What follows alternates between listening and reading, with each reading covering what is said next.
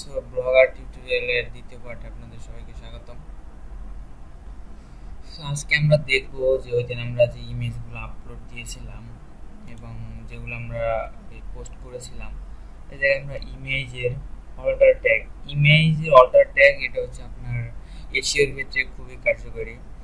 দেখা গেল যে এই ইমেজের অল্টার ট্যাগ কেউ যদি সার্চ দেয় ইমেজ লেখে, তখন যদি আপনার এই অল্টার ট্যাগটা আপনার ট্যাগের সাথে এবং তার সার্চের সাথে যদি মিলে যায়, তাহলে দেখা যাবে যে আপনার ব্লগটি সে এভাবে ইমেজ থেকে সার্চ দিয়ে সে পেয়ে যেতে পারে।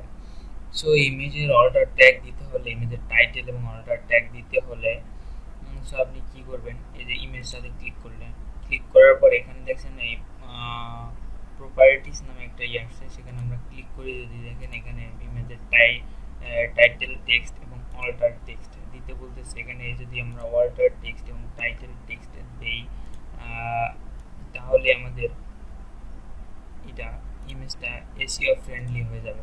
সো আমরা একটু অল্টার টেক্সট আমরা একটু দিতেছি, অনলাইন আর্নিং ভিডিও। সো আমরা এটা দিয়ে দিলাম। বাস দেখতেছেন যখন আমি ইমেজের উপরে আনতেছি আমার মাউজের এটা, তখন এখানে দেখা যাইতেছে অনলাইন আর্নিং ভিডি নামে একটাই আছে। এর আগে কিন্তু আমাদের এখানে এটা দেখায়নি। তো এভাবে আপনারা ইমেজের অল্টার ট্যাগ এগুলো আপনি ক্লিক করতে পারেন। এখানে প্রপার্টিজ যাবেন, তাহলে আপনার হয়ে যাবে। এবং আপডেট করে দিলাম আমরা এটাকে। সো আজকে আমরা একটু সেটিংয়ে যাই। প্রথমে আমাদের আসলে সেটিংটা করা উচিত ছিল, তারপর আমাদের একটা পোস্ট দেখালাম, তারপর আমি একটা সেটিংয়ে যাওয়ার পরে আমি যে বলছিলাম তখন অ্যাকাউন্ট খোলার সময় যে আপনাদের যে আমরা টাইটেল কিন্তু চেঞ্জ করতে পারবো। এই যে এডিটে ক্লিক করলে, এই যে দেখুন এডিট আছে না, এডিটে ক্লিক করলে আমরা এখানে চাইলে আমরা টাইটেল চেঞ্জ করতে পারি। আপনারা যদি করে নিতে চান তাহলে আপনারা করে নেবেন। সো এখানে ডেসক্রিপশন, আপনার ব্লগটি সম্বন্ধে আপনি একটু ডেসক্রিপশন দিবেন, যাতে আপনার এটা এসিওর সাথে আর কি এসিও রিলেটেড, যাতে আপনি আপনার ব্লগটা যদি কেউ সার্চ দেয় তাহলে যাতে পেয়ে যায় এবং সার্চ ইঞ্জিনে যাতে বুঝতে পারে যে আসলে আপনার ব্লগটি কোন বিষয়ে। এখানে আপনি কিছু ডেসক্রিপশন লিখবেন। এখানে দেওয়া আছে যে 500 চেয়ে 500 ক্যারেক্টারের বেশি হবে না। সো এখানে আপনি দিতে পারেন যে আপনার ডেসক্রিপশন ব্লগটি কোন সম্বন্ধে, যাতে সার্চ ইঞ্জিন সহজে বুঝতে পারে যে আপনার ব্লগটি এই সম্বন্ধে। সো প্রাইভেসি দেওয়া আছে আমার add your blog lists search engine. অবশ্যই আমার সার্চ ইঞ্জিনে আমার ব্লগটি আমি চাইতেছি, তো এখানে এটা চেঞ্জ করার কোনো দরকার নেই। আর আমরা বলছিলাম যে আমাদের এটা চেঞ্জ করা যাবে যে ব্লগের নেমটা আমরা যদি চাই, এখানে এডিটে ব্লগের নেম আমরা যদি এখান থেকে চেঞ্জ করতে চাই, যদি এই নেমে না থাকে তাহলে আমরা চেঞ্জ করতে পারবো, যদি থেকে থাকে তাহলে আর চেঞ্জ হবে না। সো আপনারা চাইলে চেঞ্জ করতে পারেন। আর এখানে হচ্ছে আপনার অ্যাডমিন, যদি আপনি কেউ অথবা আরেকজন দিতে চান, যে আপনি চাইতেছেন যে আরেকজনকে আপনি দিবেন, যে আপনার এটা আরও একজন আপনার ফ্রেন্ড বা কেউ যদি চালাতে চায়, তাহলে আপনি এখানে তার ইমেলটা দিয়ে তাহলে তাকে ইনভাইট করতে পারেন।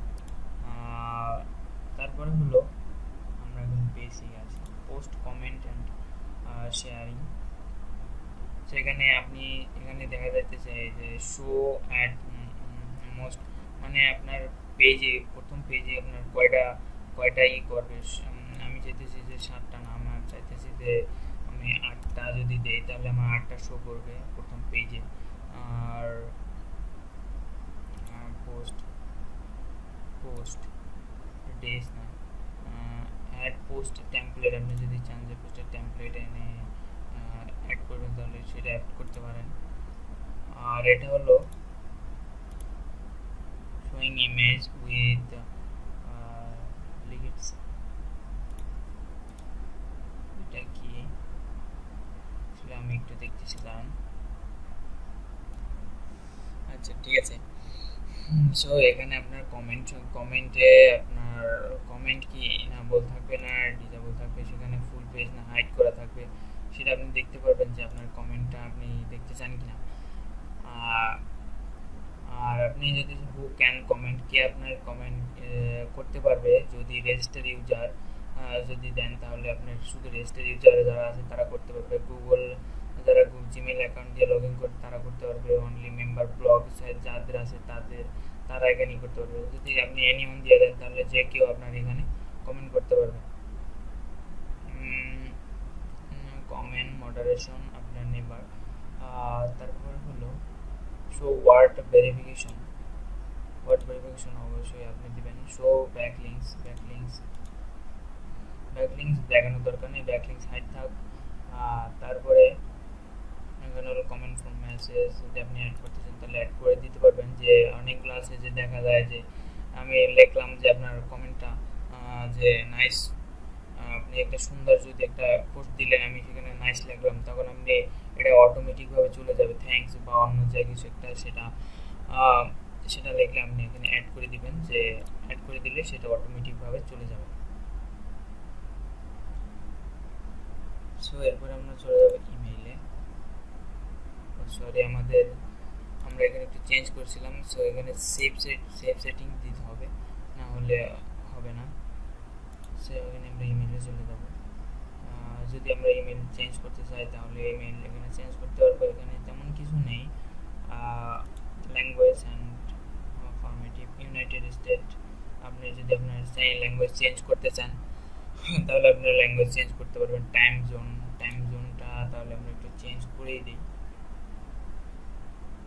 টাইম জোন দেখি বাংলাদেশ আছে কি, বাংলাদেশ +6, এগুলো তো সব মাইনাস।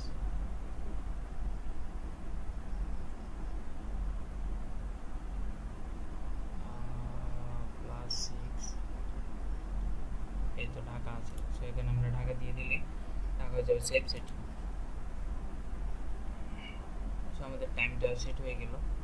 আর এখানে যে সার্চ প্রিফারেন্স যদি আমরা দিই, ডিসক্রিপশন আমরা যদি এই ডিসক্রিপশন আমরা yes enable search description, yes আমরা সার্চ ডিসক্রিপশন দিতে হবে, যাতে আমাদের মেটা ট্যাগ বলতে পারেন আপনি, যে সার্চ ইঞ্জিনে আপনার সাইটটা কীভাবে করবে, বুঝতে পারবে যে আপনার সাইট এটা।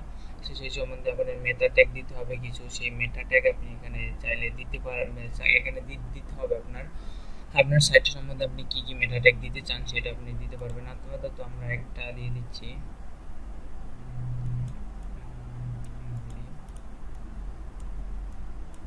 কারণ আমরা লিখেই দিই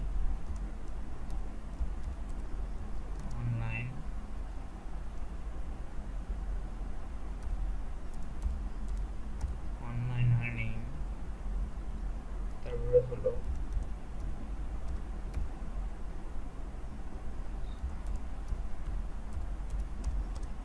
আউটসোর্সিং।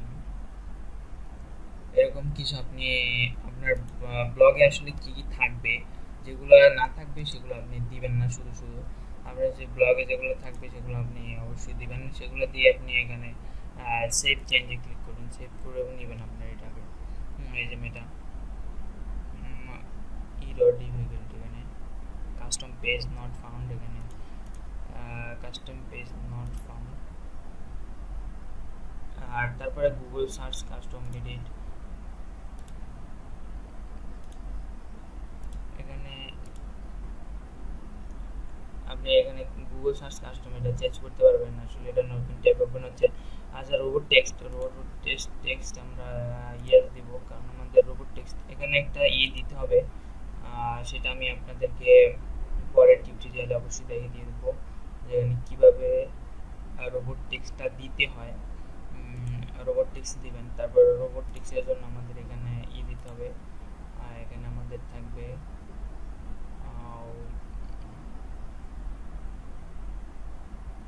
এক মিনিট। আচ্ছা ঠিক আছে। সো এখানে আমাদের এটা কাস্টম রোবট হেডার টেক্সটে আমাদের অল নো ডক, তারপর নো ইন্ডেক্স, তারপর অল নো ডক, এটা দিয়ে আমরা এখানে সেভ চেঞ্জ দিব। আর কাস্টম রোবট টেক্সটটা তাহলে আপনাদেরকে আমি এখন দেখিয়ে দিই। এটাকে আমাদের একটা করতে হবে যে আমাদের এই সাইটটাকে কপি করে নিয়ে এই যে একটা সাইট আছে ctrlq.org blogger এখানে গিয়ে এটাকে আমাদের পেস্ট করে এন্টার দিতে হবে।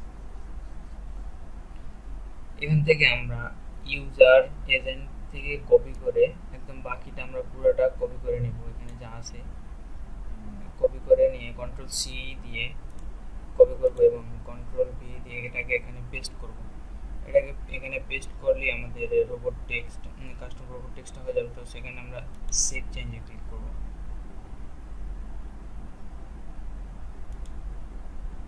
এই যে আমাদের এটা সেভ হয়ে গেছে। আর অবশ্যই আপনারা এই মেটা ট্যাগটা অবশ্যই দিবেন, তবে এটা 150 এর বেশি যাতে না হয় সেদিকে আপনারা খেয়াল রাখবেন। কারণ এই মেটা ট্যাগ দ্বারাই আপনাদেরকে সার্চ ইঞ্জিনে গুগল সার্চ ইঞ্জিন আপনাদেরকে খুঁজে বের করতে পারবে যে আসলে আমরা কি চাইতেছি এবং কি ধরনের ব্লগ চাইতেছি, সেটা আমাদের এটার দ্বারাই সার্চ ইঞ্জিন খুঁজে বের করে। সো এই হলো সেটিং এর বিষয়। আর পরবর্তী টিউটোরিয়ালে আমি আপনাদেরকে থিম এবং লেআউট পেজ কিভাবে ক্রিয়েট করতে হয় এগুলো সবকিছু দেখিয়ে দেবো।